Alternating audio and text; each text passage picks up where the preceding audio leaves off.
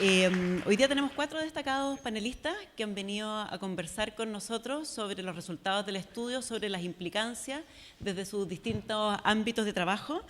Invito a Verónica Alaimo. Verónica es doctora en Economía de la Universidad de Illinois. Actualmente se desempeña como especialista senior de la División de Mercados Laborales y Seguridad Social del Banco Interamericano del Desarrollo en las oficinas acá en Chile, donde ella lidera el diálogo en el país en temas laborales y de género. Inició sus labores en el BID en el año 2008 como especialista en desarrollo social en la División de Salud y Protección Social y ha trabajado como consultora en el Banco Mundial. Gracias, Verónica. También invitamos a Marisol Alarcón. Marisol es ingeniera comercial y magíster en Administración Pública y Desarrollo de la Universidad de Columbia. Ella es socia VP, en inglés creo, ¿no? O VP, de Partnerships, en inglés, de Laboratoria. Laboratoria es un emprendimiento social latinoamericano que forma como desarrolladoras web a mujeres sin educación superior, además de acompañarlas en su inserción laboral en la industria digital. Trabajó más de 4 años en la organización latinoamericana Techo, y cuenta con vasta experiencia en organismos públicos como el Ministerio de Relaciones Exteriores y la Intendencia de Región Metropolitana. Muchas gracias, Marisol. Bernardo Larraín. Bernardo es ingeniero comercial y empresario chileno, máster en finanzas del London School of Economics y máster en administración de empresas de la Universidad de Stanford. Desde abril del 2012 al mayo del 2017 se desempeñó como presidente del directorio de la compañía eléctrica Colbún, donde actualmente continúa siendo director.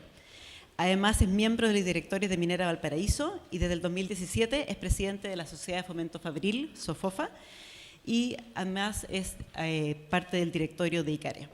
Y también Juan Manuel Santa Cruz, que ya te presentó el ministro, es ingeniero comercial, máster en Administración Pública, MPA de la Universidad de Harvard y magíster en Economía y Políticas Públicas de la Gran Universidad Adolfo Ibáñez. En junio, es que Juan Manuel fue alumno mío, así que tengo que chochear un poco. En junio de este año, el presidente Sebastián Piñera lo designó como director nacional del Servicio Nacional de Capacitación y Empleo, CENSE. Juan Manuel tiene experiencia en diseño, ejecución y evaluación de políticas públicas, tanto en el Estado como en universidades. Lideró el Instituto de Innovación Social de la Universidad del Desarrollo, además de la División de Innovación del Ministerio de Economía. Les agradezco muchísimo a los 4 que estén aquí para que conversemos de lo que aprendimos de este estudio y sobre todo para adelante. Miremos para adelante cómo apoyamos a los jóvenes en esta decisión de estudio y trabajo, en levantar las barreras que se las dificultan. Quisiera partir con Verónica, porque este estudio lo que hizo fue mirar a los jóvenes, los fuimos a entrevistar a ellos, ustedes vieron algunas de las cosas que ellos decían directamente en la presentación que hizo Eleonora, pero también quisiéramos saber un poquito más de la contraparte. El BID ha hecho hartos estudios en que entrevista a los empleadores y les pregunta, bueno, ¿cuáles son esas habilidades que ustedes buscan en los trabajadores en general y en los jóvenes en particular? Quisiera preguntarte, mirando en el fondo lo que hemos medido acá, estas habilidades cognitivas rezagadas que tienen, que no saben dividir un monto de dinero en 5 partes iguales, pero que tienen muchas habilidades socioemocionales, tienen autoeficacia, tienen autoestima, son digitales. ¿Cómo conversa eso con lo que dicen los empleadores? ¿Qué es lo que demandan los empleadores? ¿De qué se quejan que encuentran o no encuentran en este grupo? Toma. Bueno, primero muchísimas gracias por la invitación y felicitaciones a todos por el libro, creo que está muy bueno y trabajando con Rafael me consta las horas de sueño que les ha sacado llegar a este momento, así que felicitaciones, que llega el momento de disfrutarlo. Bueno, sí, la verdad que creo que el libro está muy bueno en eso de que derriba esos mitos, ¿no? La verdad que muchas veces, pasando un poco el enfoque sociológico de Leonora, cuando vamos a las misiones que hacemos y que visitamos países y hablamos con los empresarios, la verdad que creo que esos mitos muchas veces están presentes porque ellos hablan de un poco de eso. Por ahí son otras habilidades socioemocionales, pero el tema de la responsabilidad, de la puntualidad, de saber trabajar en equipo, de seguir las normas de seguridad de la empresa, son cosas que muchas veces destacan, ¿no? Dicen, yo le enseño lo técnico, pero no le puedo enseñar a cumplir horarios, a hacer un montón de ese tipo de cosas. Después, en un estudio también con encuestas a empleadores que hicimos, también encontramos un poco eso, que las razones más que nada vinculadas al despido y a los problemas que encuentran están sobre todo atados a los temas más de responsabilidad y de socioemocional. Sin embargo, unos estudios más recientes que hemos hecho con LinkedIn, por ejemplo, es que, bueno, no sé, los que conocen, me imagino que todos conocen el portal de LinkedIn, es una gran fuente de datos donde todos los trabajadores, muchos empleadores ponen lo que están buscando. Hicimos recientemente un trabajo para el G20 y ahí un poco se destaca las necesidades de demandas de habilidades digitales, como tú decías, todo el tema de muchos de desarrolladores de aplicaciones, trabajo con Big Data, todo ese tipo de cosas son las que están más demanda, incluso acá en Chile, ¿no? Entonces, ahí creo que hay un espacio para los jóvenes para que puedan crecer.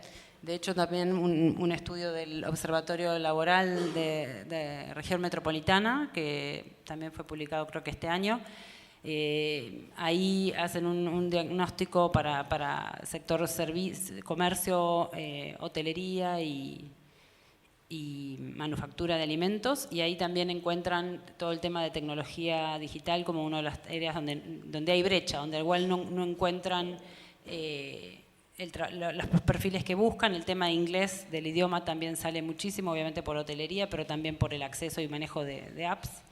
Entonces ahí sí hay como una brecha que, digamos, viendo los resultados de ustedes que dicen que los jóvenes tienen esas habilidades, ahí faltaría por ahí, es un tema de acceso a la información y de cómo cerrar esas brechas para que se encuentren estos jóvenes con esos trabajos que hoy están en alza, ¿no?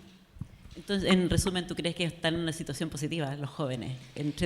Comparando lo que dicen los empresarios necesitados. Deberían, digamos, el tema de las habilidades digitales creo que los posiciona mejor frente a una persona igual, pero de mayor edad, que por ahí no nos resulta tan fácil estar ahí. No pudimos poner el video, de hecho. Tal cual. Y sí, como comentaba el ministro, yo creo que mis hijos que tienen 2 años a veces manejan el celular mejor que yo, así que sí, es así. Pero bueno, pero yo creo que el tema de las cognitivas también es un desafío. Eso es preocupante y tiene, por ahí no es un ámbito para el laboral, sino más bien educativo, ¿no? ¿Cómo hacemos para que esos chicos salgan con mejores habilidades de ese tipo? Bernardo, siguiendo con el mismo tema, cuando observamos las tasas de desempleo juvenil, nos encontramos que estas siempre son más altas que la de los jóvenes. En todas partes del mundo, esto no es una cosa específica de Chile. En Chile la tasa de desempleo juvenil es como 2,8 veces la de los adultos, en la OECD es como 2,2, o sea, es algo esencial, pareciera que estuviera, algo estructural, que estuviera ahí instalado. Y los jóvenes se quejan mucho de que les piden experiencia laboral para trabajar. Y las experiencias laborales que han tenido, nuestros jóvenes en el estudio en general, todos han trabajado, empezaron a trabajar a los 16 años, pero son experiencias cortas, son experiencias muy informales. Entonces les cuesta mucho ir a decir, bueno, de verdad, yo tengo experiencia laboral, acá tengo un certificado, usted puede llamar a mi empleador previo. ¿Por qué los jóvenes, cuando observamos esto, por qué los jóvenes parecieran ser menos atractivos para las empresas? ¿Por qué parecieran tener menos oportunidades que los trabajadores adultos? ¿Hay algo que es derecho a ser joven y se te pasa solo con los años nomás porque cumple más años y dejas de ser joven? ¿O hay algo esencial que nos falta quebrar y que pudiésemos hacer desde la política pública? ¿Cuál es tu visión desde el mundo empresarial? Bueno, primero muchas gracias por la invitación, felicitaciones por el libro. Creo que nutre con evidencia estas conversaciones que son bien relevantes, tanto para política pública, que el ministro anunció una serie de cosas que se están discutiendo, pero también creo que hay muchas cosas que se pueden hacer sin política pública. Digamos, yo creo que hay que generar ecosistemas y articular a los actores porque hay capacidad instalada en sociedad civil, en empresas, en liceos técnicos, en centros de formación técnica, y un problema relevante que hay es que estos actores no están articulados, están muy fragmentados. Entonces yo creo que se puede hacer mucho, y algo de eso hemos estado conversando en esta mesa que estamos compartiendo con la Andrea, en la mesa de trabajo de uno de los desafíos sociales del compromiso país, que se vincula con el tema del trabajo, así que es bien oportuno y pertinente el estudio para nutrir con evidencia esas discusiones. Ahora, en el tema de por qué participan menos del mercado laboral, por qué hay mayores tasas de desempleo, y cuál es la responsabilidad, por así decirlo, de la empresa, que debería ser la receptora de estos jóvenes que tienen ganas pero que finalmente terminan no participando suficientemente en el mercado laboral. Bueno, yo creo que tú decías, digamos, que hay ciertas cosas que la empresa pide, ¿no es cierto?, como trabajo en equipo, responsabilidad, liderazgo, en fin, que son habilidades socioemocionales que quizá a nivel de percepción no están suficientemente desarrolladas, ¿no es cierto?, los jóvenes. Digo a nivel de percepción porque aparentemente algunas de ellas, este estudio dice que las tienen. Ahora, por ejemplo, si uno piensa pensando en esa socioemocional, en el tema de autoestima, yo me pregunto, porque si uno vincula la conclusión de que sí tienen autoestima y tienen capacidad de organizarse y emprender desafíos, pero al mismo tiempo tienen esta alta expectativa, ¿no es cierto?, una ruta que pasando por la universidad les va a terminar en el fondo generando oportunidades de trabajo mejor remunerados de lo que termina siendo la realidad. Mi punto es que puede ser que esa autoestima esté alimentada por esa expectativa que me parece a mí que es excesiva, digamos. Porque si uno ve los países desarrollados, si todos los chilenos esperan ir a la universidad en un 80%, el porcentaje, por ejemplo, de los que tienen expectativas de pasar por educación técnica es bajísimo. ¿Para qué decir los que dicen que es suficiente con terminar la educación media?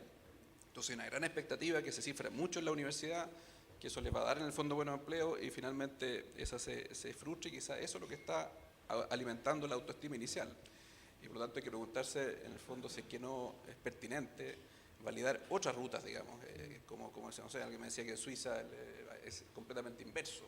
Un gran porcentaje de los jóvenes quieren ir a la educación media, tener una experiencia laboral, y ahí el trabajo y tener en el fondo módulos de capacitación durante su vida y no en la ruta tan larga e inflexible que representa la universidad con el fondo por 5 años para poder trabajar. Entonces, yo creo que hay un doble clic que hacer en el tema de las habilidades emocionales, digamos, que quizás se están alimentando por una expectativa que quizás en el fondo, por lo menos respecto de lo que uno observa en muchos países del mundo, se cifra mucha expectativa en la ruta colegio, educación media, universidad, trabajo bueno. Y la verdad que hay otras rutas tanto más eficaces, que creo yo se tienen que centrar en la educación media técnica, de ahí en el fondo complementado con capacitaciones, con formación, con intermediación laboral, con orientación laboral, que pueden ser rutas mucho más dinámicas, más flexibles al trabajo. Y después en el tema de las habilidades digitales, que también las tienen, no hay duda que tienen una brecha cognitiva en matemáticas, ¿no es cierto?, lo dice el estudio. En el tema de habilidades digitales, yo creo que también hay que hacer un doble clic ahí, porque ¿dónde se adquirieron esas habilidades digitales? Probablemente fuera de la escuela y fuera del trabajo. Entonces, uno dice, bueno, saber usar un dispositivo digital es un indicador de una habilidad digital necesaria para la empresa. Y me parece que no es una conclusión directa, porque ¿para qué se está usando ese dispositivo digital? ¿Dónde se está usando? ¿Cuán mecánicamente se está usando? ¿Hay pensamiento crítico? ¿Hay procesamiento de los resultados que arroja, ¿no es cierto?, ese dispositivo digital? Y ahí yo creo que también hay que hacer un doble clic en el fondo. Y ahora, habiendo dicho eso, creo que también hay déficit importante en la empresa, digamos. Hay déficit porque en el fondo, cuando no tiene experiencia, el proxy que la empresa trata de buscar a la falta de experiencia es tratar de proyectar el nivel de permanencia de la persona en la empresa, el nivel de estabilidad, de responsabilidad. Y también hemos visto que hay una sobreponderación de eso, o sea, hay un supuesto de que carecen de esas competencias, siendo que no lo carecen, o sea, que las tienen. Entonces, porque como no hay un contacto previo, la única manera en el fondo de aproximarse a ese joven que está postulando es decir, bueno, ¿cuán responsable es? ¿Cuándo va a estar en la empresa? Y parece haber una sobreponderación en la empresa y por lo tanto una conclusión más prematura que reflexiva de que no. Y también falta en el fondo todo lo que es el fondo la mentoría, el aprendiz, el conocimiento previo. O sea, yo creo que pasar directo a un trabajo, por así decirlo, hecho y derecho, me parece que tiene alto riesgo. Yo creo que la experiencia previa, el apresto laboral, el tener una experiencia con la empresa. Nosotros estamos ahora en un proyecto de integración de jóvenes que no trabajan ni estudian con la Fundación Súmate, el Hogar de Cristo, que básicamente tiene una etapa que es experimentar la empresa. Y no lo estamos llevando a trabajar. Hay mentores capacitados que los reciben y básicamente experimentan la empresa. Sin la ansiedad, no sienten la ansiedad de tener que demostrar que tienen que, por así decirlo, producir, digamos, porque están simplemente en el fondo conociendo la empresa. Yo creo que hay que ver cómo logramos en el fondo generar ecosistemas de redes de empresas, liceos técnicos medios, fundaciones que se dedican al tema y generar esos ecosistemas para que el conocimiento de este joven hacia la empresa sea más prematuro. Yo no encuentro malo, por ejemplo, que los empleos sean a los 16 años. El punto es que ese primer contacto con el trabajo sea una buena experiencia. Y muchas veces no lo es. Y por eso termina ocurriendo que hay alta rotación y que hay frustración. Gracias. Juan Manuel, tomando este último punto que planteaba Bernardo, de qué sucede al final de la escuela, este paso de la transición desde el sistema educacional hacia el trabajo. ¿Qué políticas hay, qué políticas pudiésemos reforzar para acompañar a los jóvenes en este espacio? No sé cuánto trabaja el Ministerio del Trabajo con el Ministerio de Educación, no sé si hay alguien del Ministerio de Educación acá hoy día en la sala, pero cuánto estamos empujando de alguna manera a los jóvenes a que sigan estudiando, porque de alguna manera la sociedad considera, y de hecho los retornos educacionales que observamos a seguir estudiando parecieran ser altos todavía, pero para quienes no quieren hacer eso o para quienes no tienen la oportunidad de hacer, ¿cómo los ayudamos en esa transición? Quizás nos quieres contar, además de estas 1000 pasantías que no estás yendo a la inauguración en este minuto por estar acá. Ya iban dos ministros, el ministro del Trabajo y la ministra de Educación a eso, así que claramente no era necesario que estuviera yo allá. Parto por agradecer también la invitación, en especial a los dueños de casa, espacio público, pero también a quienes estuvieron detrás del estudio y del libro. Bueno, una de las cosas justamente que confirma el estudio es que hay un salto discreto, pareciera, en el porcentaje de niní justamente entre los 17 y los 18 años y los 18 y los 19 años. Viene bajito el porcentaje, se pega el salto discreto en ese periodo y luego más o menos se mantiene hacia adelante. Entonces, claramente hay un problema en la transición entre que se termina la educación escolar y continuidad de estudios por un lado o insertarse en el mundo del trabajo por otro. Ahí hemos visto distintas barreras y que estamos tratando de abordar de distintas formas. Algunas son prácticas como, y medias tontas incluso, como lo que mencionaba el ministro respecto de la matrícula, del porcentaje de matrícula hoy día que no tiene su título de enseñanza media técnica, producto de que no tiene la práctica, porque para tener la matrícula tienes que tener la práctica. Pero una de las tonteras, por ejemplo, que tiene nuestra legislación, o nuestro reglamento, en realidad por eso no es legislación, no es ley, es que tú no puedes graduarte de cuarto medio. Si tú terminas tus estudios, comienzas a trabajar y estás trabajando, dado que esos trabajos no te lo puedo considerar como práctica. Si no te lo considero como práctica, entonces no tienes el cuarto medio. Y la persona está trabajando. Y eso se sostiene, se puede sostener por un año, pero luego, si después de un año esa persona no tiene cuarto medio, claramente empieza a tener ya un perjuicio en su relación con el mundo del trabajo. Entonces ese es un tipo de cosas bien puntuales en donde Mineduc, a pesar de que es un monstruo enorme, el Ministerio de Educación, han sido bien generosos con nosotros de colaborar y eso es algo que está cambiando. Entonces hoy día una persona que sale cuarto medio, que termina su estudio, que no ha hecho práctica, pero entra al mundo del trabajo, si lleva 3 meses trabajando, eso se lo considera como práctica y automáticamente se le da el cartón. En la misma línea, el que jóvenes a esa edad puedan tener una experiencia laboral, una experiencia con la empresa, antes de egresar, es algo que consideramos deseable. Nos damos cuenta que muchas veces en tercero y cuarto medio hay muchas personas muchos jóvenes que no entienden en el fondo el uso de lo que están haciendo, lo que están aprendiendo, especialmente en el liceo técnico, respecto después de cómo es el trabajo. Y hay mucho tabú y prejuicio. Estaba Sebastián aquí hace un rato de Actitud Lab, él trabaja con jóvenes justamente atendiendo ese público de personas. Y una de las cosas que él nos cuenta es que en estos procesos de intervención muchas veces los jóvenes le cuentan que cuando van a empresas y ven a trabajadores riéndose, por ejemplo, dicen, oye, pero ¿por qué se ríen acá? O sea, en la empresa lo pasan bien. Y hay una serie de mitos, algunos tan básicos como eso, de cómo es la vida del trabajo, que se tienen presentes a esa edad y que eso condiciona finalmente la manera en que entienden su estudio, que entienden su trabajo. Entonces, ¿cómo acercamos a las empresas a ese mundo? Es otro desafío.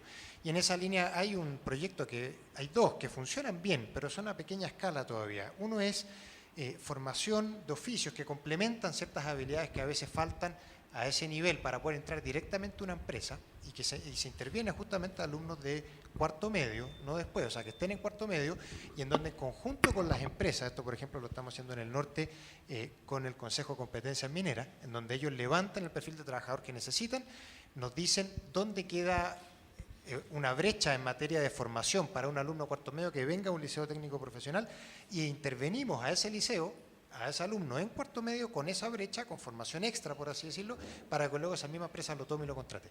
Ese tipo de programas son muy efectivos, son muy positivos y estamos tratando de extender. Ahora son bien difíciles desde el punto de vista del diseño de la política pública porque implican el involucramiento de varios actores, público-privado, y que el tipo de colaboración que se requiere es complejo. En la misma línea, Aprendices es otro programa que entrega un subsidio a la contratación y un subsidio a la formación que le exige a la empresa un plan de desarrollo de formación de jóvenes y que también tú los puedes tomar recién saliendo cuarto medio y que en ese sentido es otro programa muy bien evaluado, pero que también su escala es menor porque cuesta mucho en el fondo poder hacerlo extensible a toda la sociedad, porque son diseños de política pública, no son triviales en el fondo de empujar. Entonces, creo que efectivamente justamente en ese espacio, en esa interfaz donde más energía hay que poner hoy día, y creo que eso es consistente con lo que se recoge el estudio y con algo que nosotros veníamos viendo también de la encuesta CACEN y datos de otro tipo en el fondo. Gracias, Juan Manuel. Marisol, los jóvenes no la tienen fácil en el mercado laboral, eso es lo que dicen las cifras, lo que ellos mismos dicen cuando le preguntamos en los focos o en la entrevista, ustedes lo vieron en el pedazo de video que alcanzaron a ver, y tienen estas aspiraciones altas. En Chile el 50% quiere estudiar la educación superior, el 30% quiere hacer un posgrado. Y cuando uno les pregunta qué expectativa le asignan a que van a lograr eso, es sobre el 80%, de verdad. No solo tienen esta alta aspiración, sino que además están muy convencidos de que lo van a poder lograr. Y cuando uno mira las oportunidades que de verdad tienen, Eleonora decía que la cobertura de educación superior en Chile es del 43%, o sea, la mitad de lo que ellos efectivamente quieren estudiar. Nos preocupa que se frustren. Nos preocupa que aspiren a mucho y que después se encuentren con que eso no es factible. Quería preguntarte sobre tu experiencia en laboratoria. Tú trabajas justamente con mujeres que no han completado la educación superior, tratando de meterlas en este mundo del STEM, además, que no es un mundo muy feminizado. ¿Tú percibes esta eventual frustración? ¿Cuál es la actitud con la que llegan? Porque yo entiendo que las tomas un poquitito mayores, en el rango más alto del grupo que nosotros estamos tomando. ¿Y qué podemos hacer para evitar este riesgo justamente de la frustración? Gracias, Andrea. Bueno, gracias a todos también por la invitación. Vengo siguiendo un poquito la creación de este libro también hace algunos años en conversaciones con Rafael, así que es un honor estar aquí aportando desde la experiencia laboratoria. Sabes que cuando leí el libro, lo que más me llamó la atención y me dolió, o sea, de verdad fue un tema que lo sentí, era esa alta expectativa que tenían los jóvenes de acceder a esa educación superior, pero más allá, la expectativa que tienen de la transformación que va a surgir en ellos una vez que accedan a esa educación superior. Porque esa es la frustración que vemos en laboratorio día a día. Para los que no conocen el programa, lo que nosotros hacemos es formar en 6 meses en programación a mujeres que no tuvieron acceso a educación de calidad superior justamente. Hemos formado más de 1000 mujeres entre Perú, México y Chile y Brasil, y hemos tenido más de 7000 postulantes por semestre. Entonces, la verdad, la data que hemos juntado nos ha permitido entender bastante bien esta realidad. Y cuando empezamos el programa, de hecho, pensábamos que iba para ser para mujeres que no accedieron a educación superior. Y mientras fueron postulando y mientras fueron quedando en el programa, la realidad promedio de las mujeres que participan en laboratorio buscando una oportunidad son mujeres que accedieron a algún tipo de educación superior, ya sea técnica o universitaria, pero que no la pudieron terminar por los motivos que se ven aquí, por recursos, por cuidados familiares, por temas de salud, que la mujer es quien se hace cargo de esos desafíos cuando suceden en el hogar. Y un tema que nos estaba preocupando bastante es que a través de cada bootcamp, son 6 meses los que enseñamos en cada bootcamp, la cantidad de mujeres con universidad completa que están postulando al programa va creciendo grandemente, no solo en Chile, sino en todos los otros países de Latinoamérica. Y al principio nuestra preocupación era, nos estamos tal vez desviando del foco porque nuestro proceso de selección es bastante competitivo, medimos muchas de esas variables de desarrollo cognitivo y desarrollo emocional para poder ser parte del programa, pero cuando hicimos doble clic en la data, veíamos que son mujeres que terminaron la universidad, pero que aún así siguen con sueldos mínimos en promedio y accediendo a trabajos muy básicos o siguen en la informalidad. Eso es súper grave, porque aquí hay 2 decepciones la que yo veo que está sucediendo. Una es, no voy a llegar a esa educación superior de la que tengo tanta fe, me va a sacar de mi situación actual y me va a permitir desarrollarme, pero la otra decepción se puede venir después, si es que con todo el esfuerzo económico, familiar, social que he hecho para terminar estos estudios superiores, eso cada vez menos está significando un trabajo de calidad que yo esperaba antes. Y ahí la verdad es un llamado a la atención, es un riesgo que creo que estamos enfrentando justamente porque el mercado laboral ha cambiado muchísimo. lo mencionaba aquí, las expectativas de las empresas son habilidades tecnológicas, una mezcla de habilidad blanda, son habilidades que hoy día no se está ofreciendo en el sistema educativo de la manera que el mercado lo requiere, se ofrece, pero sabemos que el mercado está cambiando tan rápido con justamente esta transformación digital que las habilidades que estamos adquiriendo en el sistema formal están quedando atrás y no se están adaptando. Entonces es un llamado de atención, pero a la vez, no quiero ser tan pesimista, nosotros hemos descubierto que justamente en la industria digital hay una oportunidad tremenda. Lo que decía Bernardo, tal vez no es necesario que todos hoy día pasen por los 5, 6, 7 años a veces de universidad para convertirse en programadores y aportar en las tecnologías que van a dirigir nuestro futuro, y lo estamos comprobando con el modelo de laboratoria. Son 6 meses y las mujeres están entrando después de 6 meses a trabajar en sueldo que en promedio están entre los 800 y 900 mil pesos. Aquí, de hecho, en Chile se acabó de graduar la 6ª generación la semana pasada. Un mes después de haber terminado el bootcamp, el 57% está trabajando en sueldos de promedio 850 mil pesos. Entonces, es una señal también creo que súper potente de decir, el mercado cambió, podemos adaptarnos, podemos hacer sistemas de educaciones tal vez distinto a lo que estamos acostumbrados, porque hay oportunidades. Y jóvenes que tienen cierto acercamiento a la tecnología, yo coincido, no hay que hacer un doble clic, es el mínimo, ¿no? Pero que tienen esas ganas, tienen habilidades blandas para poder aprender, y estamos frente a una industria que crece de una manera distinta a la tradicional y que exige habilidades muy concretas, ¿por qué no sigamos desarrollando modelos un poco alternativos de educación que permitan que esta decepción no sea tan fuerte, ¿no? Gracias, Marisol. Bernardo, tomando justamente este punto, entre las tantas otras amenazas que enfrentan los jóvenes está la robótica. El mercado laboral se hizo más difícil, aparentemente para todos los trabajadores. Y una salida es esta, lo que estaba describiendo Marisol y que tú también lo tocaste en tu punto anterior, en que aprendan estas habilidades digitales. El fondo son ellos los que programan estos robots, de alguna manera.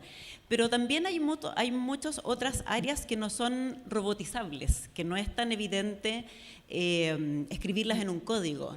Y nosotros tendemos a pensar, por lo menos en eso discutimos un poquito en el libro, en que justamente son estas habilidades socioemocionales las que no son tan fáciles de describir, de poder pasar a un código computacional y que venga una máquina y que lo haga por el trabajador.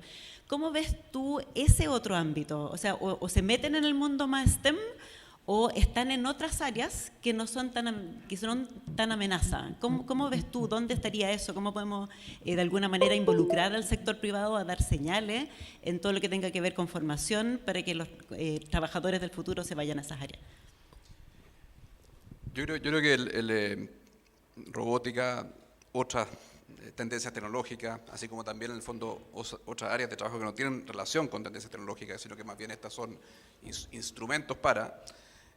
al final tienen un elemento transversal, que es el trabajo en equipo, el pensamiento crítico. Por ejemplo, el Foro Económico Mundial evalúa muy mal el pensamiento crítico en las aulas en Chile. Y por lo tanto no es solamente tener la capacidad para usar un dispositivo, sino que es básicamente tener ese insumo, ese instrumento a disposición de proyectos colaborativos, donde hay que formar equipos, donde hay que discutir temas. Pero claramente hay rutas que pueden ser mucho más flexibles, más dinámicas, más modulares. Quizá que haya un conflicto de interés con la Universidad de Adolfo Ibáñez, pero porque yo creo que es bien relevante. O sea, yo estuve en Airbus hace algunas semanas y pregunté ahí, bueno, el trabajador Airbus, que no puede ser una industria más sofisticada, digamos, robotizada, automatizada, inteligente, construyendo aviones. Y pregunté a una persona, y bueno, el trabajador tipo de acá, ¿qué características tiene? Me decía, mira, es una persona que ha tenido una formación de 3 años y medio, a partir de los 16 años, o sea, partió a los 16 en el fondo con esta educación dual, donde estuvo en la escuela y estuvo en Airbus, con algunos módulos de capacitación específicos para su función, bueno, y probablemente con precedido de una educación básica alemana, digamos, probablemente de alto nivel, pero era probablemente la industria más sofisticada, digamos, y la mayoría de las personas tenían 3 años y medio de formación, probablemente con muchos módulos flexibles en su vida laboral, digamos.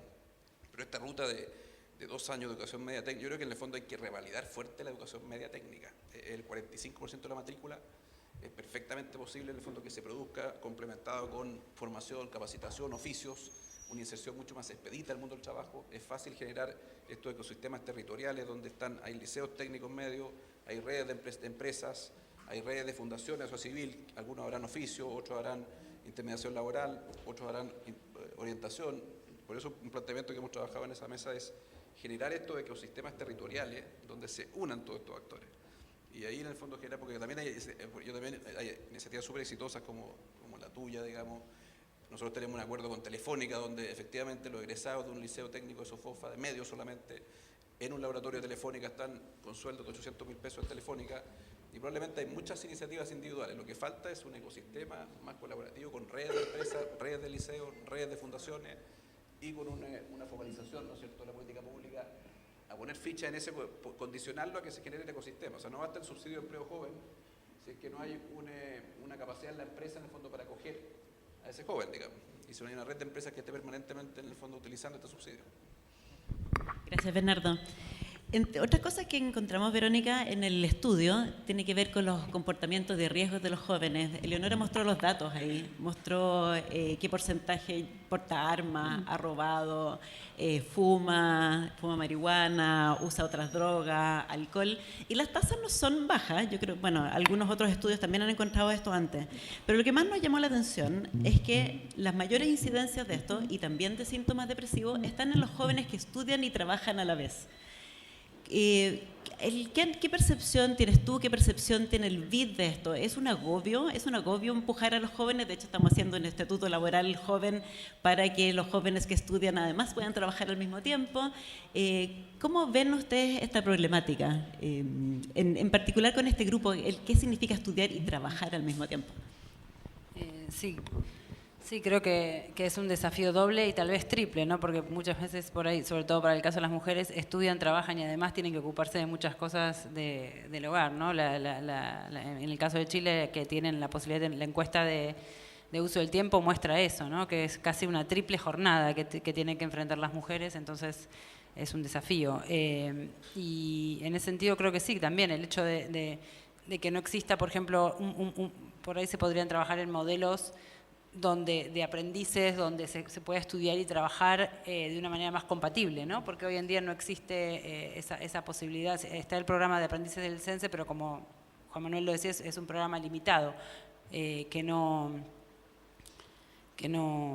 está disponible para un gran porcentaje de la población. Y después el hecho de las conductas de riesgo claramente es un problema multidimensional, ¿no? Que tiene que resolverse también con un enfoque integral que no tiene que ver con acceso a la información, también con acceso a servicios de salud. Hay muchísimos temas ahí que creo que son importantes, ¿no? El tema y un enfoque a veces territorial, poder trabajar en los territorios, en las comunidades, como para entender las oportunidades y los desafíos en ese lugar y qué políticas se pueden hacer para complementarlo, ¿no? y para sacar el estrés de esas situaciones. Un tema relacionado, pero dado que está Rafa acá, también quería mencionar un estudio también del BID, de un programa de juventud y empleo en República Dominicana. Es un programa que combina justamente educación en aula con una pasantía para jóvenes, y que obviamente lo que busca es esa inserción laboral, ¿no? Pero en el estudio que Rafa hizo con otros autores, lo que encuentran es justamente que el estar insertados en este tipo de programas redujo, por ejemplo, la tasa de embarazo adolescente en un 20%. Entonces, creo que a veces también el hecho de estar vinculado y a veces los programas de capacitación pueden tener efectos así no buscados, pero sí deseados, de alguna manera. Gracias. Juan Manuel, en esto del embarazo adolescente también y pensando en los ninis, uno de los hallazgos de este estudio para Chile y para toda América Latina es que los ninis prácticamente no existen en el concepto peyorativo que utilizamos. De hecho, nuestro WhatsApp común con Eleonora y Rafa se llama "Los ninis no existen". Y una cosa interesante que encontramos y que es bien particular, bien marcado en Chile, es que cuando uno mira las habilidades que tienen los jóvenes, tanto socioemocionales como cognitivas y técnicas, no hay diferencias sustanciales entre los que están en el sistema educacional laboral y los que no están. ¿Cómo ven ustedes desde el CENSE este fenómeno de Nini? ¿Es una falla del sistema el que estar fuera sea irrelevante, entre comillas, en esta dimensión? O al revés, estos son jóvenes que en realidad tienen otras carencias, otras dificultades que tienen que ver con su contexto, y cómo desde el CENSE, porque en el fondo el CENSE está trabajando con unos grupos bien particulares. Aquí hay hombres que quieren trabajar, salen, entran, están buscando empleo, las mujeres están en la casa, en el espacio más bien doméstico. ¿Cómo se toma este grupo desde el punto de vista del CENSE? Bueno, es que hay distintas cosas que explican lo que ocurre y hay, yo diría, al menos 3 niveles. Entonces hay uno que es más bien estructural, que tiene que ver con, por ejemplo, cuando la persona está al cuidado de familiares, da lo mismo lo que uno haga desde el servicio y da lo mismo lo que uno haga en materia de formación. Hay una cosa estructural que no permite que la persona acceda o al trabajo o al estudio. Y ahí hay un camino de trabajo que va más en la línea de lo que mencionó el ministro, como la ley de salario universal, y que naturalmente hay que extenderla no solo a quienes trabajan, sino que también a quienes estudian, por ejemplo, etcétera. O facilidades como teletrabajo, etcétera. Una gama estructural. Hay otro espacio de intervención, que es más bien lo que tratamos de hacer nosotros, que es esa brecha que se genera a partir de aquellos personas, lo que mencioné antes, que están saliendo de la educación formal o escolar y que quieren insertarse en el trabajo, y cómo hacemos que esa relación ocurra de mucho mejor forma. Pero sobre eso, sigue habiendo un espacio, al menos para mí, de duda, que nosotros observamos, que tiene que ver justamente con los mitos que mencionaba Rafael al principio. O sea, los jóvenes no son menos productivos que el resto, uno de los mitos que se despeja. No tienen habilidades distintas. Puede ser que sean malos para las matemáticas, pero todo Chile es malo para las matemáticas. Puede ser que les cueste leer, pero todo Chile es malo para leer. Y eso te lo demuestran los estudios de la OECD, PIAC y PISA también, en el fondo, y el analfabetismo funcional que tenemos transversal a la sociedad. Entonces, de hecho, lo que me llama la atención es que siendo iguales que el resto en esas materias, pero siendo mejores, aunque sea ínfimamente o marginalmente en materias, por ejemplo, tecnológicas, por su disposición a ese tipo de medios, o en materias de género, en un mundo que estamos buscando empresas que sean más inclusivas y diversas, haya resistencia a incluir a personas que ya tengan ese chip. Entonces, hay quizás un desafío que queramos plantear, es que el siguiente estudio, para entender mejor de los ninis, debería ser no preocuparnos o no mirarlos tanto a ellos y mirar a quienes están en el otro espacio, en el fondo del mundo del trabajo, y entender por qué se genera hasta cierta resistencia de poder trabajar con ellos y ver si por ahí descubrimos algo. Pero tengo alguna intuición de que ahí también hay algo en el fondo que no sé si se aborda desde los ninis propiamente tal, porque tal como han desmitificado los primeros 3 puntos que dices tú, no pareciera haber ahí una razón de fondo para decir por qué estas personas no pueden acceder al mundo del trabajo. Gracias, Juan Manuel. Marisol, entre las cosas positivas que encontramos o que nos llamaron harto la atención en nuestro estudio es la visión hacia la equidad de género que tienen estos jóvenes.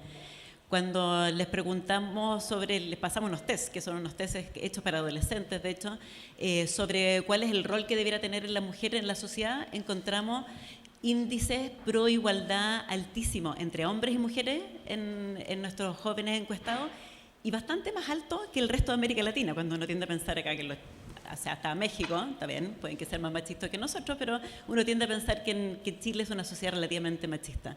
¿Cómo ves tú eso como las oportunidades que eso puede significar para las mujeres en términos de equidad en el futuro? ¿Es esto ya suficiente como para que nos relajemos? Digamos, mira, las brechas a las mujeres van a desaparecer porque la actitud de los que vienen en el futuro es una actitud completamente distinta. ¿Cómo lo ves?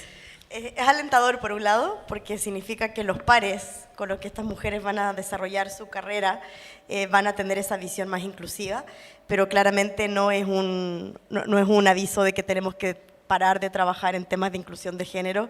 Creo que estamos en un momento donde es fundamental todo el trabajo que se está haciendo en temas de inclusión de género para reducir la brecha laboral, reducir el acoso femenino de los distintos ambientes laborales y no laborales, potenciar carreras de mujeres dentro de distintos organismos, creo que es fundamental. Y la verdad que ahí en laboratorio también nos hemos encontrado con un mundo que no conocíamos con esta gran magnitud, y nos hemos topado con la importancia de los roles, del modelo de roles, ¿no? Y efectivamente nos topamos con muchas mujeres que nos dicen, sí, la verdad a mí me hubiera encantado estudiar ingeniería o alguna matemática o algo relacionado a la programación, pero en mi casa todos me dijeron que no, que por qué no me dedico a otra cosa, que eso es muy difícil, o algunas que lograron entrar y el ambiente era tan hostil que lo terminaron dejando, ¿no?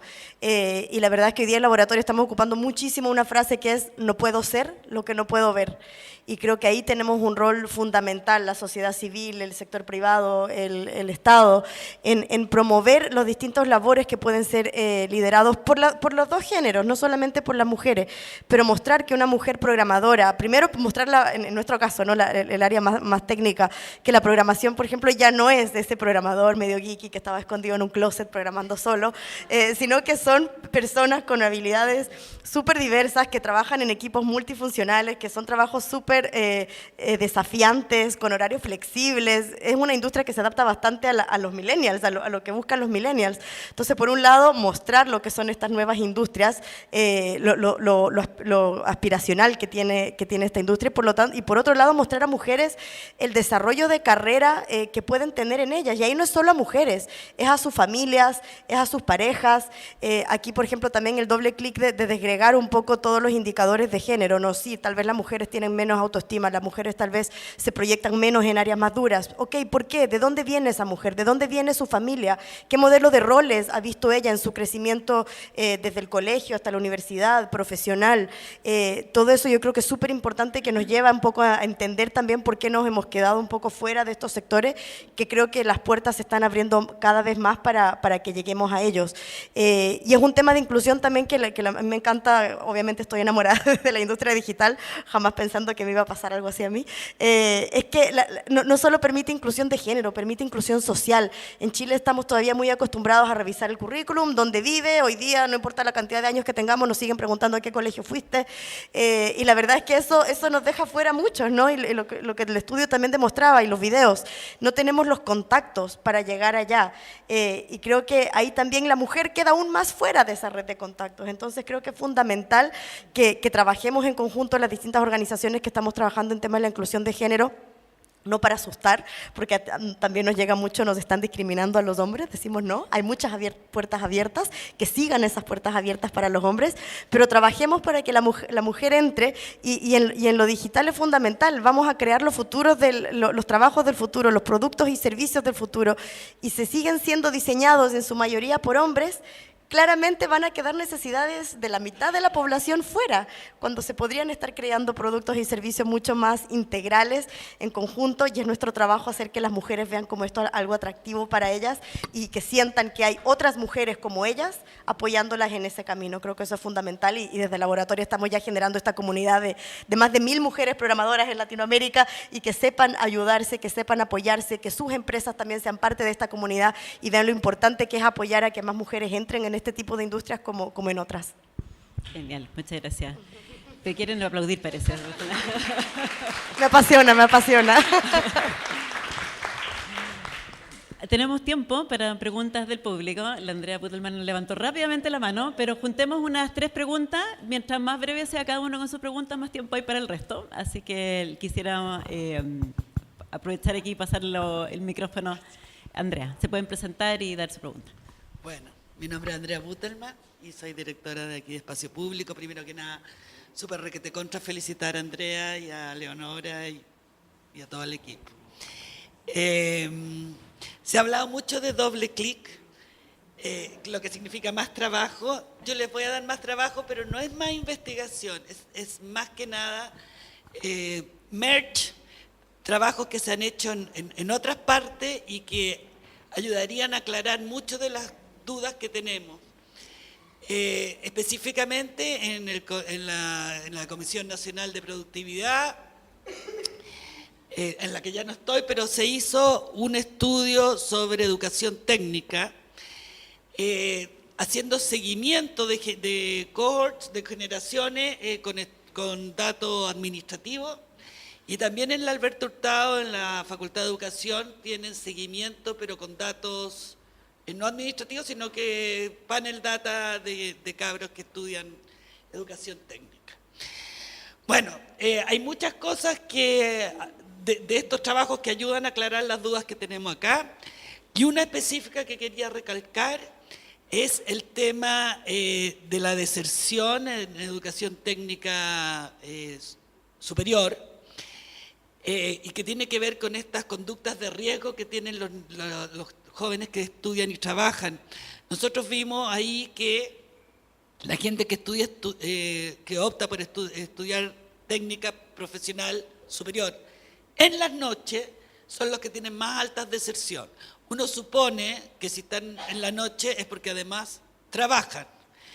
Entonces, y tienen una mucho mayor deserción y por lo tanto frustración, estrés y todas estas conductas de riesgo quedan bastante explicadas. Lo otro que también el tema del embarazo juvenil, o sea, uno dice, son ninis porque tienen guagua, pero uno puede pensar, tienen guagua porque no tienen expectativas y por lo tanto, y eso se ha demostrado que muchas veces no es que queden embarazadas por casualidad o por mala suerte, sino por decisión propia. Y eso, cuando cambian las expectativas laborales, cambia también la tasa de embarazo. Así que yo, bueno, como propuesta, y eso está en el informe de la Comisión Nacional de Productividad, hay que flexibilizar los currículum de la gente que estudia de noche. No puede ser que la carga académica o de estudio, la cantidad de ramos que tienen los jóvenes que estudian en el día sea igual a la cantidad de ramos que estudia cuando la gente estudia de noche. O sea, eso no es sustentable y no es muy difícil de hacer. Gracias, Andrea. Eso. ¿Alguien más? Allá atrás en la esquina. Allá atrás.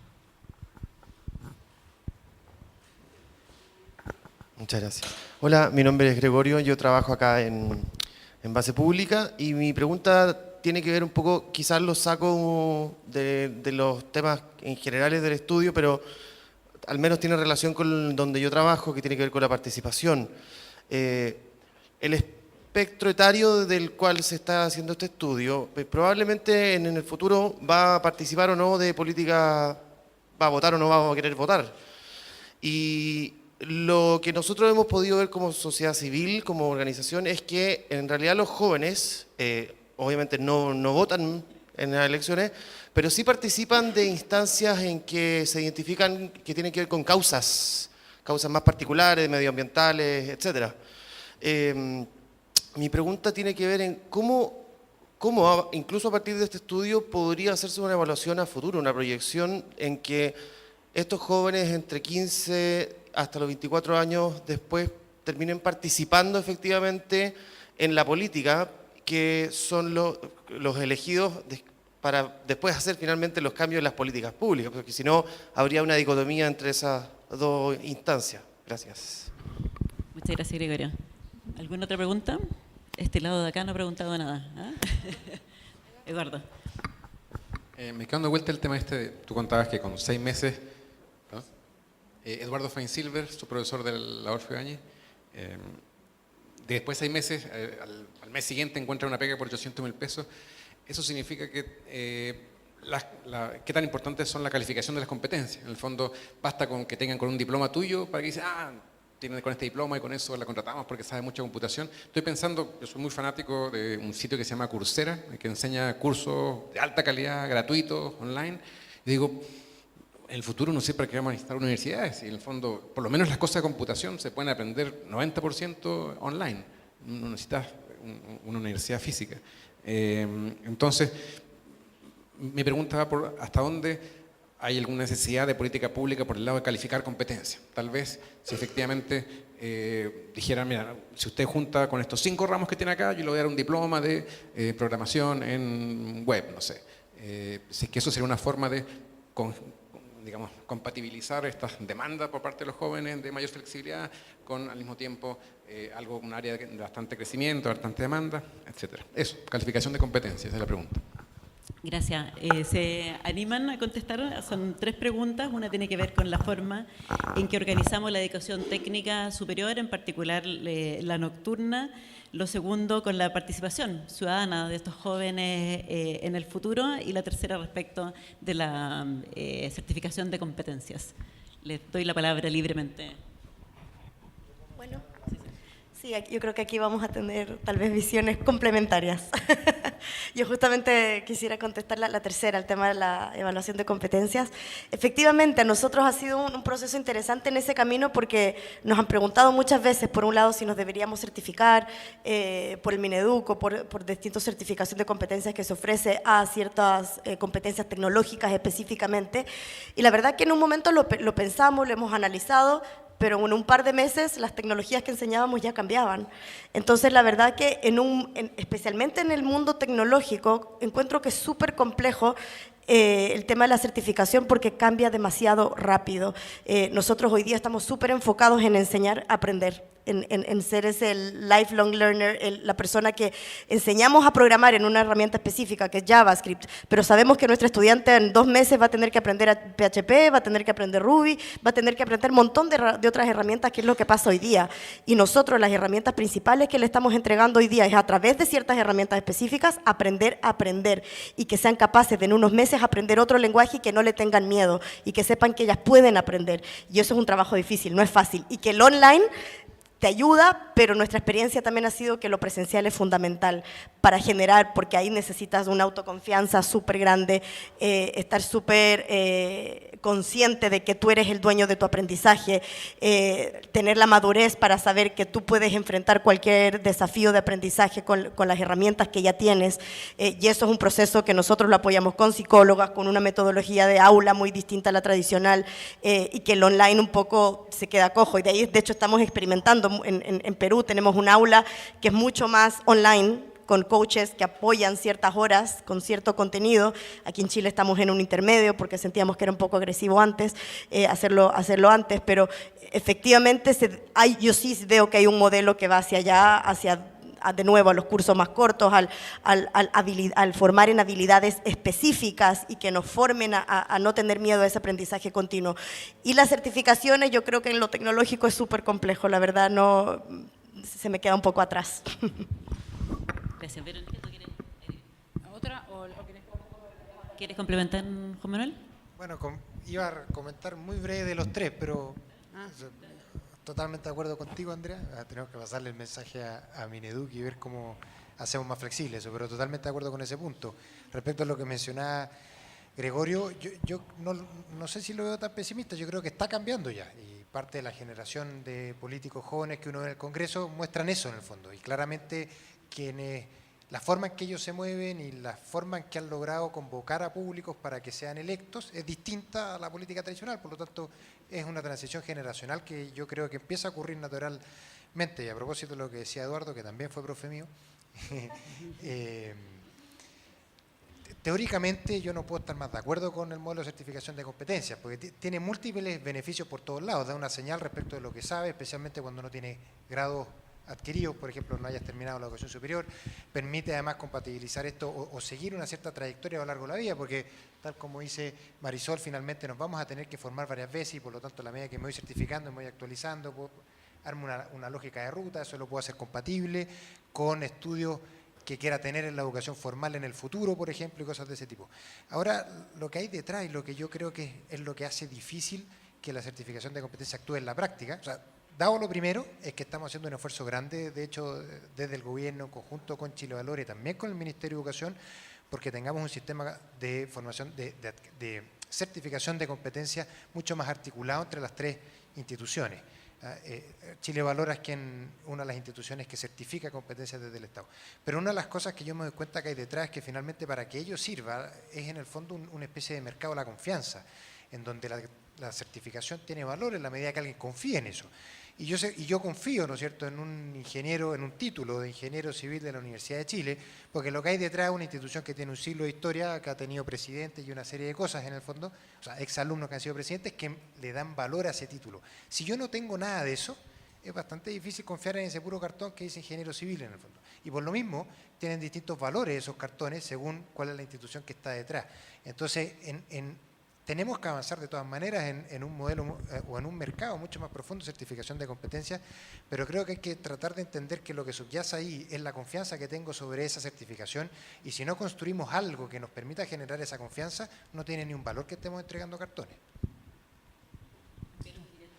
No, sí, yo un poco en respuesta al comentario de Andrea, creo que también, obviamente, se puede buscar un mecanismo que sea más flexible con menos carga de horaria para los jóvenes. De hecho, algo que estamos trabajando también con el CENSE, el tema de un programa de 1000 programadores, que también lo trabajamos con la SOFOFA, y un poco lo que veíamos era hay carreras técnicas que tienen 2 años de duración y donde hay muchos contenidos que hoy no están demandados o que están ahí porque es lo que se hace siempre, pero que no. Y con cursos de 6 meses como el de laboratorio o como el de 1000 programadores, se les puede dar a esas personas las mismas habilidades o mejores habilidades y insertarlos laboralmente mejor que una carrera técnica de 2 años, ¿no? Entonces también sí hay que pensar un poco cómo flexibilizamos, creo que no solo la nocturna, sino también la diurna, digamos, todo en general. Y creo que igualmente, por ejemplo, para el balance, un poco el tema de, bueno, trabajo durante el día y tengo que estudiar a la noche, también tiene que ver con temas laborales por ejemplo, el proyecto de trabajo a distancia o de teletrabajo o algunas otras. No solo es que pensar en la educación, sino también en el mundo laboral, que también el mundo laboral puede generar condiciones para que sea más fácil trabajar y estudiar, ya sea con trabajo a distancia o con trabajos de tiempo parcial que sean también formales y bien pagos, ¿no? Un par de comentarios. Yo no puedo comparto mucho lo que tú dijiste, Andrea. Yo creo que el trabajar y estudiar está a contrapelo de la regulación, está a contrapelo de la universidad, de los centros de formación, y está a contrapelo de la empresa. Entonces es como una cosa que entra a la fuerza y por lo tanto genera mucha ansiedad, intensidad, y por lo tanto nos sorprende que sea ese grupo el que más propensión tiene a actividades de riesgo. Por lo tanto, yo creo que hay cambios regulatorios por hacer, hay que flexibilizar en el fondo y modularizar las rutas desde la educación media, eventualmente centro de formación técnica o simplemente formación de oficios, capacitaciones, ¿no es cierto?, modulares que estén certificadas por instituciones que merezcan la confianza de todos los actores, digamos. Yo creo que ese mercado de la confianza que tú mencionaste no basta solamente con la certificación, sino que también requiere el conocimiento previo de las distintas instituciones. Por eso es tan importante estos ecosistemas territoriales de redes de empresas, liceos, fundaciones y CENSE y otras agencias del Estado que intervienen en este proceso, digamos. Entonces, eso por un lado. Por otro lado, el tema de las causas, digamos, que tú mencionabas. Yo creo que claramente tenemos un déficit en la empresa. Yo creo que tú decías que para los jóvenes el mercado laboral era hostil. Eso implica que la empresa es hostil. Por lo tanto, si el primer contacto de un joven con la empresa es hostil, bueno, eso no solamente por la conversación de esta mesa, digamos, del tema de cómo fluye mejor desde la educación al trabajo, sino que también desde el punto de vista egoísta de la empresa, bueno, es un primer contacto negativo y por lo tanto, para romper esa brecha hay que hacer muchas cosas, pero entre otras cosas también hay que mostrar en el fondo, no solamente ofrecerles las condiciones de remuneración, en el fondo la descripción de cargo, sino que también tiene que haber un proceso mucho más sistemático de mostrar lo que hace la empresa, quizás con una participación de las instancias superiores de la empresa, mostrar las causas por las cuales lucha, en fin, cuáles son sus políticas de sustentabilidad, cuáles son, en fin. Yo creo que hay un déficit en la empresa irrelevante a la hora de dar la propuesta de valor que representa la empresa para ese joven. El tema de la certificación de competencia lo comparto 100%. Ahora, yo tampoco creo que hay que poner sobre expectativas en las maravillas que puede hacer la educación exclusivamente online. Yo creo que la combinación de educación vía e-learning, en fin, con la experiencia, en el fondo, esta lógica de educar a través de proyectos colaborativos, que la persona en el fondo aprenda de ciencia a partir de un proyecto que lo motiva, y no en el fondo a partir de un conocimiento así secuencial de contenidos teóricos que están en un currículum inflexible que se definió hace 20 años. El tema del proyecto esa lógica de proyectos pasa por la experiencia. Yo creo que cuando uno dice se va a resolver el mundo con el LinkedIn Learning, por así decirlo, yo creo que eso es un instrumento súper positivo, pero que debe ser combinado con experiencias presenciales, digamos. No es suficiente, creo yo, no creo que vaya a reemplazar la tranquilidad de la Universidad de Oceanía estas carreras digitales, por así decirlo, que son solamente validadas por los pares a lo que hacen en el fondo. Ahora sí tiene que incorporar el instrumento y combinarlo con lo presencial. ¿Les parece si terminamos con una ronda? Cada uno de ustedes quiere agregar algo, cerrar, pensar en lo que viene en el futuro. Un par de minutos cada uno. Si quiere, también puedes decir paso. Puedes decir muchas gracias por invitarme. No, bueno, sí, si quieren, la verdad que creo que el libro aporta, creo que el tema de bajar estos mitos me parece algo súper importante, que es el tema de lo que decía Google, que creo que son sesgos que están ahí y que la verdad que creo que ese es un aporte muy interesante del libro y que nos hace pensar de manera diferente, ¿no? Como que desde dónde nos paramos nosotros cuando diseñamos la política pública, creo que es un enfoque, nada, que creo que lo tenemos que tener en cuenta. Y después, bueno, el hecho de que sí constatar el tema de las mujeres, que también me parece súper importante, que sí vemos ahí que las ninis no son ninis, sino que están haciendo un montón de cosas por su familia y cómo cambiamos eso. Me sorprendió el hecho de que haya igualdad de género. Le comentaba también ayer a Rafa, yo soy nueva en Chile, vivo en Chile desde marzo y la verdad que un poco sí he sentido yo, sí, de una manera que no me esperaba. Entonces, bueno, me alegro que al menos los jóvenes estén más preparados para ser más igualitarios. No, de aquí también agradecer el contenido del libro, darnos la oportunidad de estar acá, desmitificar a los ninis. Justamente nosotros también en laboratorio siempre hablamos de ninis, o sea, pero mire todo lo que estaban haciendo estas personas antes de entrar acá. Esto demuestra también el libro un poco algo que vemos mucho nosotros, la cantidad de talento juvenil que estamos desperdiciando en Latinoamérica por estos caminos a veces difíciles a lo que no todos los jóvenes pueden entrar, a esa educación superior que cumple esa promesa, ¿no? Y creo que hay oportunidades para cambiar, para aprovechar ese talento, para potenciarlo y para Latinoamérica ser líderes en una economía del conocimiento donde creemos que podemos encauzar a nuestra juventud a una economía moderna donde ya no es solamente los recursos naturales, es nuestro conocimiento, es nuestra capacidad de crear productos y servicios nuevos y donde la mujer juega un rol importante, cada vez más incluida en estos procesos. Creo que este tipo de libros también nos llevan hacia allá, así que muchas gracias por la invitación. Yo me quedé dando vuelta a un concepto que dijo Leonora en su presentación, que dice que los jóvenes tienen expectativas de largo plazo, sin embargo no logran trazar una ruta con pasos sistemáticos de corto plazo para poder satisfacer esa expectativa y finalmente termina frustrándose. Entonces yo creo que en la lógica de esa ruta, con pasos sucesivos que son modulares, flexibles, voy a hacer un poquito como los fenicios, yo creo que es revalidar la educación técnica media, impulsar fuertemente la educación dual, complementada con módulos de formación debidamente certificados, en el fondo completamente flexibles, con rutas diversas, más cortas, para insertarse pronto al mundo del trabajo y con una base estructural que es básicamente estos ecosistemas territoriales donde se unen redes de empresas, redes de liceo, instituciones de la sociedad civil que proveen, ¿no es cierto?, intermediación laboral, orientación, formación de oficio. Yo creo que eso es lo que está más subrepresentado en el debate público y por lo tanto es lo que requiere, y en la política pública también, y es lo que requiere más sobreponderarse. Hay que sobregirarse ahí para realmente hacer estas rutas, digamos, que finalmente conecten mejor a estos jóvenes con el mundo del trabajo. Yo me veo la tentación de empezar a enumerar las listas de iniciativas que estamos haciendo en esta materia, tentación más política que uno siempre tiene desde este rol, pero no lo voy a hacer para no dormir a nadie.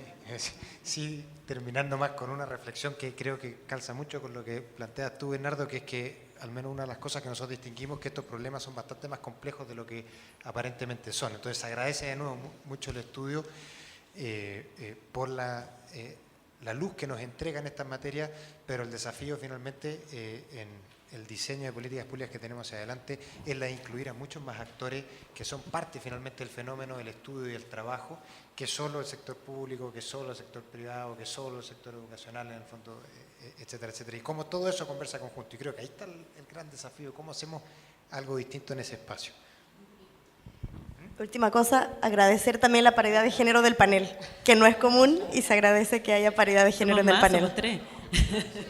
Sobre representados con nuestra moderadora, tal cual. Bueno, no me queda más que darle las gracias a los 4, Juan Manuel, Bernardo, Marisol, Verónica, por esta interesante conversación, por sus ideas y por los temas que nos han puesto para el futuro. También a ustedes, démosle un aplauso a nuestro panel.